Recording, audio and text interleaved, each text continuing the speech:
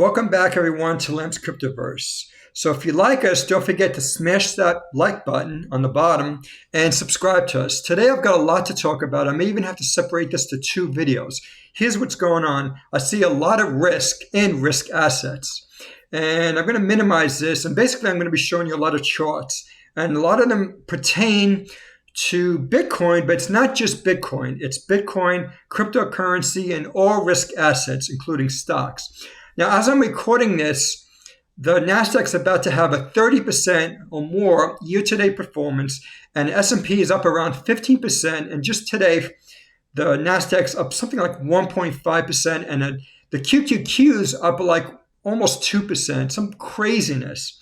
So I think this is window dressing, where portfolio managers trying to catch up because they were caught empty-handed. They were short the market in March and even earlier, and now they're trying to catch up because the indices are doing much better than they are. And remember, the indexes, I should say, or indices, or whatever you want to say, tomato versus tomato, right? The indexes are up a lot, but remember, they're governed by about 9 stocks. And we know the stocks, I don't need to name them, but some examples are Meta, Facebook, Google /Alphabet, and Netflix and Microsoft. But I could go on. And these are AI stocks like NVIDIA that are doing well. So let me minimize myself, and I'm going to show you what I mean by all the risk. So the first one I want to talk to you about is Bitcoin seasonality. Bitcoin tends to do better at the end of the year and the beginning of the year. But starting in June, this month, that's already finished, Bitcoin tends to go up less. And if you look at August, it actually declines in August and in September. So this is a seasonally weak period for all risk assets.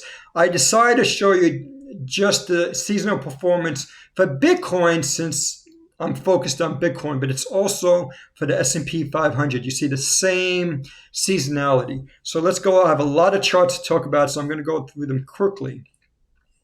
So the next chart is on regulatory enforcement. I won't talk too much about this because we all know about how Gary Gensler, he's shooting at everybody. He's doing regulation via enforcement. There's no rules of the road. Congress hasn't put out any bills that have passed on digital asset regulation, which is bizarre because I recall for years and years, the slowest regulatory agencies to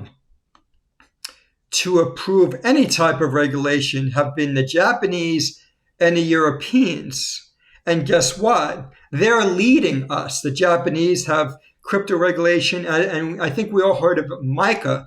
That's the regulatory bill that came out in Europe for all digital assets, including stablecoins. And we also see something like that going on in, let me just fix my video here, also going on in the UK. So there's a lot going on. Let me just fix this a second. Okay, so there's a lot going on there, and yet the SEC has sued crypto-related firms 17 times this year, and you could see all the lawsuits going on. Like, we only hear about Ripple, XRP, but there's many more lawsuits. I recently heard about the lawsuiting Binance and Coinbase, and this is why altcoins like Solana and Cardano and Filecoin went down so rapidly, because the SEC has said that all cryptocurrencies except Bitcoin and maybe Ethereum are securities. Okay, next slide. So this is a risk to crypto and Bitcoin. So let's go to the next slide here. Negative fund flows. And there's a few ways of looking at this. Most people look at this actually. Let me see if I can get it a live version for you here. Most people look at CoinShares. Now everyone's talking about how CoinShares had 199 million, something like that, inflows, one of the greatest inflows this year to crypto asset funds. But the thing is, it's very volatile week over week. So what I like to do is look at it over time. And you can see the inflows right here. Yeah, it's 199.1. And you could see that Bitcoin got most of those weekly flows. And I think you know why. It's because of the applications by Wisdom Tree, Fidelity, BlackRock, and on, that applied for the Bitcoin ETF, and everyone said that the Bitcoin ETF from BlackRock is going to go through because the U.S. government, via Operation Chokehold 2.0, they don't want crypto-related firms to prosper. They want incumbent firms like BlackRock and Fidelity to prosper. But even today, you can see in the Wall Street Journal, as of today, they've even denied the spot Bitcoin ETF for BlackRock, which is pretty amazing. You can see here, I actually noted why. So the SEC told the exchanges that it's returning the filings because the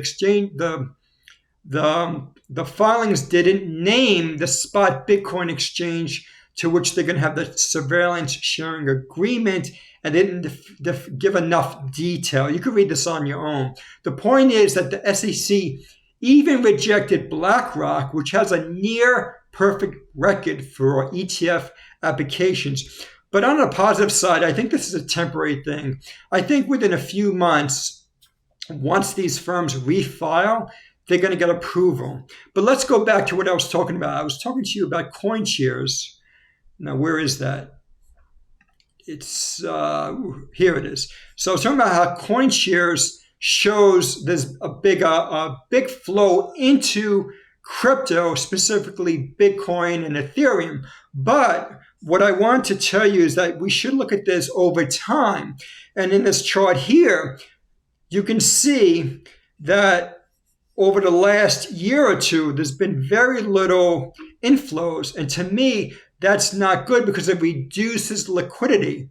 And remember what the saying is, escalator up, elevator down, meaning that because there's so little liquidity, we could get a very rapid down movement in Bitcoin and in crypto and even risk assets. Because remember, when the Fed tightens liquidity, that makes, and when I'm saying liquidity, I'm talking about its balance sheet, the Federal Reserve. It also reduces trading liquidity. So remember, there's 2 or 3 types of liquidity. There's liquidity in terms of the Federal Reserve and rates, but there's also what's called trading liquidity. And that's what I'm talking to you about right here. So let's go to the next chart. Okay, excuse me. Stablecoin and central bank digital currencies. We have 2 risks here. Stablecoins have been described as a lubricant of cryptocurrencies, or the backbone of DeFi and non-custodial trading, according to a guy named Guy at Coin Bureau. So you might think, what does stablecoin have to do with Bitcoin? Stablecoin is very important, especially if you can trade cryptocurrencies on centralized exchanges. So stablecoin regulation, especially what's going on with the SEC, that's targeting stablecoin, it's very important. Remember, the SEC went out after Paxos, which issues the Binance stablecoin and some other stablecoins. So remember, there's 2 issues here. And remember that stablecoins are important, as I mentioned to you earlier, but then there's a central bank, CBDCs, also called central bank digital currencies. And those versions of stablecoins also provide a competitive risk to traditional stablecoins, crypto native stablecoins, because they're a substitute for those stablecoins. So here I'm talking about 2 risks, and these risks are short-term risks and long-term risks. So here you can see a chart of stablecoins, how they've been coming down since July of 2022. So this is subsequent to the Terra Luna crisis and the FTX crisis.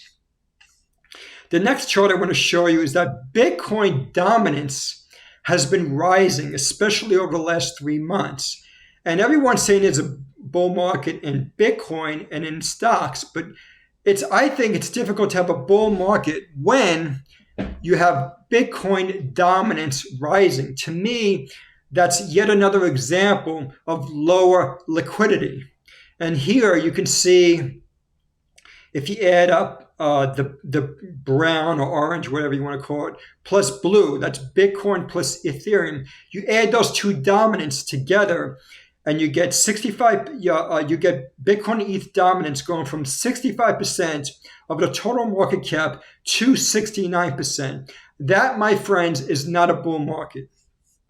Not a characteristics of a bull market. Here we have something that Glassnode, they do a great job on accumulation, and they do it by cohort. We all heard of sharks and whales. Well, this is another way of looking at the Bitcoin accumulation and distribution. What Glassnode does is they look at the smallest holders. And you can see on the left side here, the smallest holders are less than 1 Bitcoin, 1 to 10 Bitcoin, 10 to 100, 100 to 1K, 1K to 10,000, and greater than 10,000. And if you look, you can see in red, that's distribution. You can see there's been a lot of distribution by most of the holders of Bitcoin, whether it's large holders or small holders. Now, what they've noticed on top here says that whales are transitioned from accumulation to equilibrium. So even whales, which had been accumulated, they're only in a neutral position. So to me, this is not a bull market because there's just too much distribution. So what happened is you saw a rapid rise in Bitcoin prices beginning in January of this year, and then it accelerated during March because we had the Silicon Valley regional banking crisis. So during that time, large holders moved from buying back in November, December, and in even January, they moved from accumulating to distributing Bitcoin as the price of Bitcoin went up. So to me, this is yet another example where we do not have a characteristic of a bear market bottom. It does not feel like a bull market to me because of what I'm showing you right here. Next chart. Now I'm going to talk to you about liquidity again, but not trading liquidity. I'm talking to you about liquidity of what do they call that? Of the balance sheet or the Federal Reserve or the interest rates. So here you can see the TGA. So the TGA is what's called the wallet of the Federal Reserve. Do you remember the debt ceiling when Janet Yellen of the Treasury was talking about the debt ceiling and where there was no money in the Treasury? What she was talking about was this, the TGA. And I'm just going to move this chart higher so you can see it. You can see that TGA hit a very low number of, I think it was $200 million.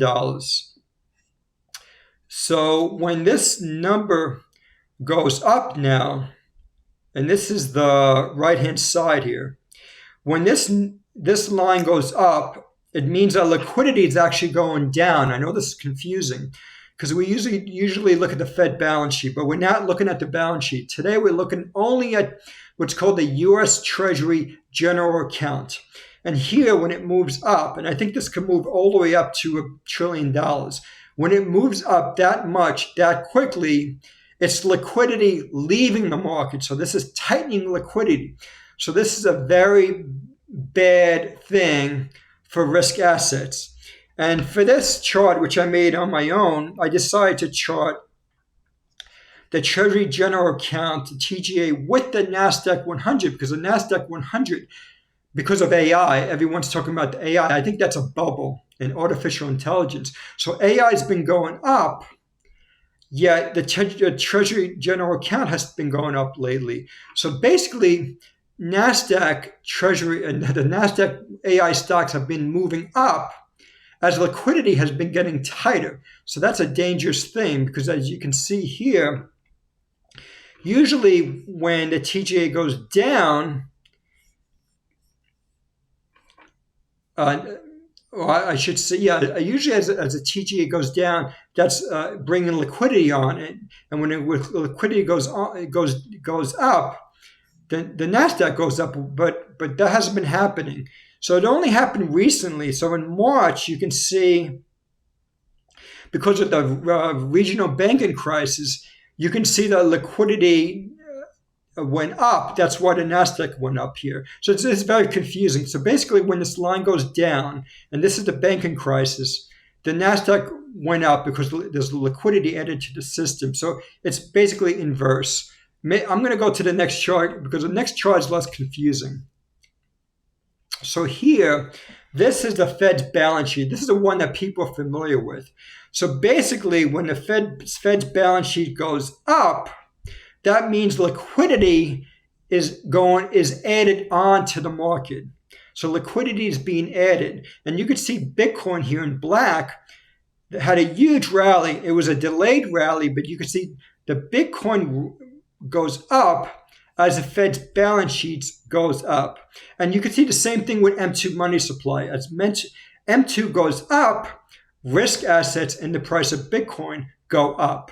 So here we have a direct positive correlation. What I was talking to you about earlier has an inverse correlation, so just be aware of that. So now you can see that in 2022, the Fed's balance sheet started going down, and that's why Bitcoin went down.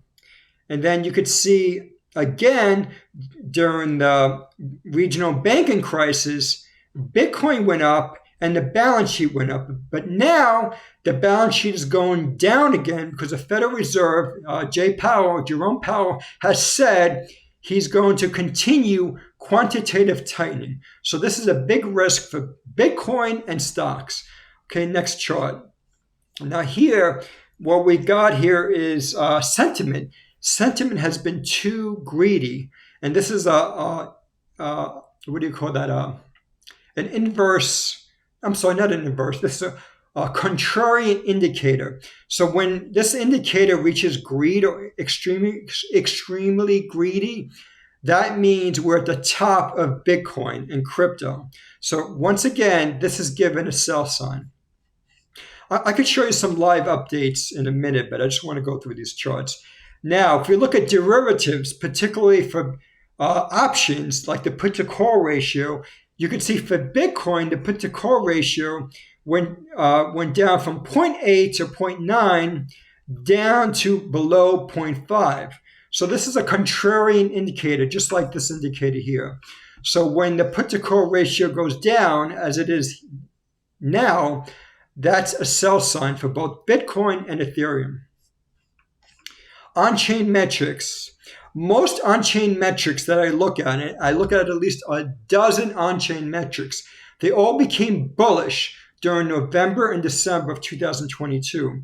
So the Puell Multiple was very bullish at about 0.36 in November, December of 2022. You can see it right here where my pointer is. But now the Puell Multiple went all the way up to about 1.2. And that's similar to the level, and you can see where my pointer is, of Bitcoin trading about $55,000 to $60,000 that it was in 2022, 2021, 2022. So this is a very bad sign. So again, the Puell Multiple was very bullish in November 2022, but now it has moved to a bearish level because it's too high. Again, this is a contrarian indicator. And if you look at Bitcoin's technicals, they're also negative. You know what? We can get a live chart of that. I'll do that in a minute. So we're going to discuss this at another time.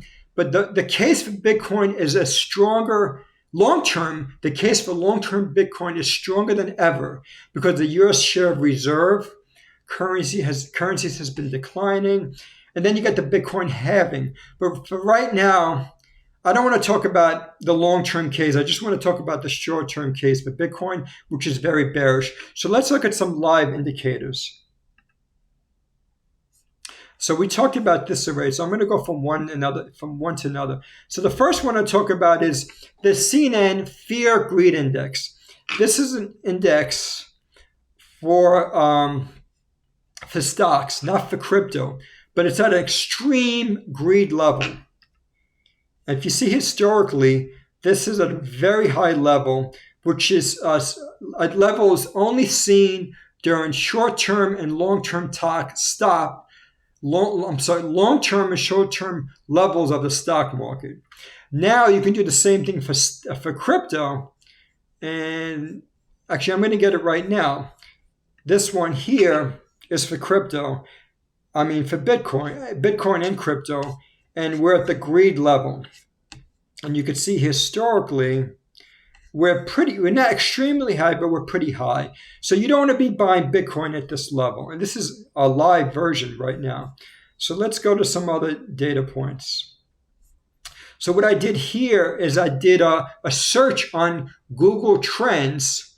I searched the term bull market under the term finance going back to 2008. And you can see, so Bitcoin, Google is saying they don't have complete data, but they're guessing that we're at one of the highest levels we've been for the search term bull market. Because if you read your Wall Street Journal and some other newspapers, they're saying that we're in a new bull market. So to me, this as a contrary indicator, this is not good.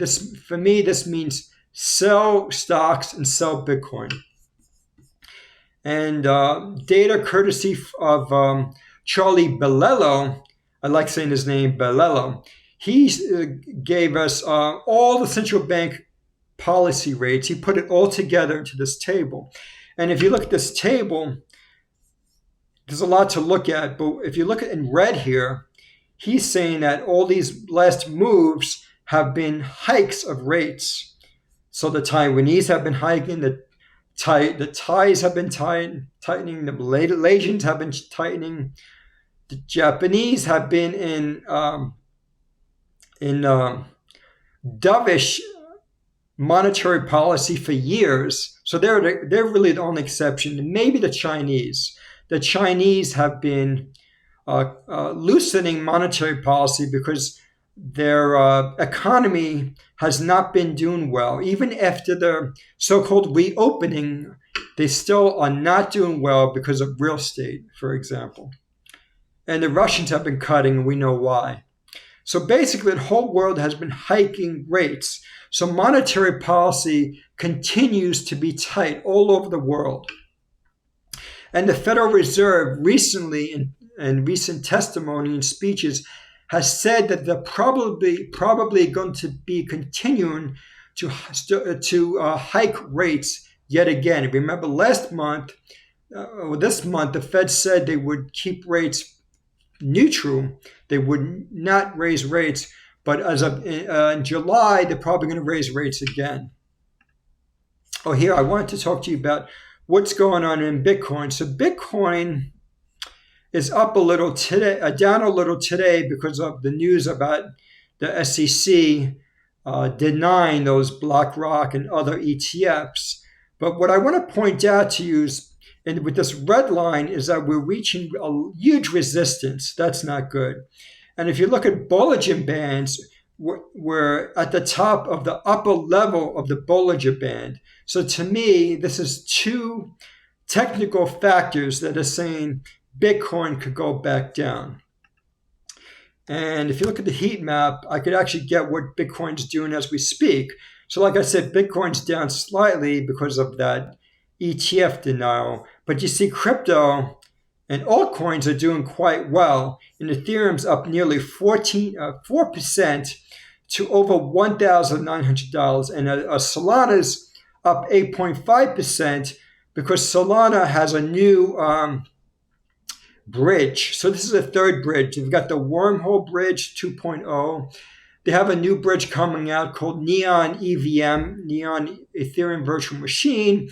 And they have the one that just came out called D-Bridge, which is a non-custodial bridge that has higher liquidity than a wormhole that's going to allow Ethereum to transfer back and forth onto blockchain, and you won't need to use derivative or use wrapped Bitcoin, for example, or wrapped Ethereum onto Solana. You could go back and forth directly in an easy, cheap way. So that's why Solana's up so much. So crypto's doing well, but I think this is only short term. I think this is a blow off top. And I don't know why I have this here, but I was looking at Solana just to see how Solana is doing. So Solana is one of the leading blockchains when it comes to daily active addresses. And I think I covered everything. Yeah, so I covered everything. So basically, I wanted to highlight a few things again. Number one, that I think that all risk assets are at a risk. Number two, I think that Bitcoin and crypto is at a risk. And just to sum it all up, it's not just because of technicals where we have resistance in Bitcoin, but we also have bad fundamentals, including liquidity that's getting tighter. And then the third reason is sentiment. We have too much sentiment where everyone's giddy, and there's a lot of froth. And I didn't mention to you earlier that not only is the put-to-call ratio too low, but investors are buying call options and big tech stocks. This reminds me of what happened in February, if you remember February 2021, where there was a gamma squeeze and everyone was doing these Robinhood stocks.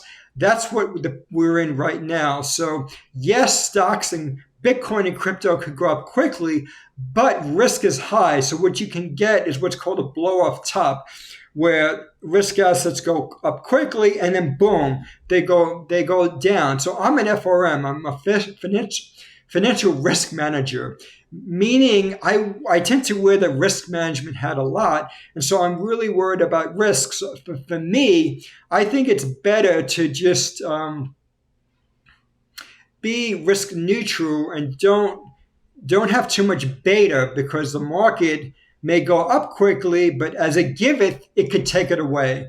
So I hope I hammered all this to you and I explained it in a clear way. I know some of it's complex, some of it's difficult to explain because we're talking about contrarian indicators, but I think you get my point. We're at a high risk area, and I think everyone should be careful out there. Well, thank you all for listening, and enjoy your 4th of July. Bye-bye.